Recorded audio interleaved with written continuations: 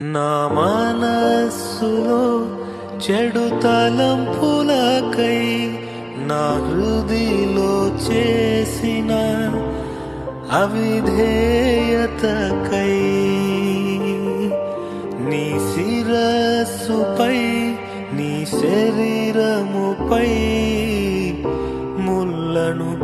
గుచ్చినారే యేసయ్యా నాకై సహించావు యేసయ్యా నాకై భరించావు నా మనస్సులో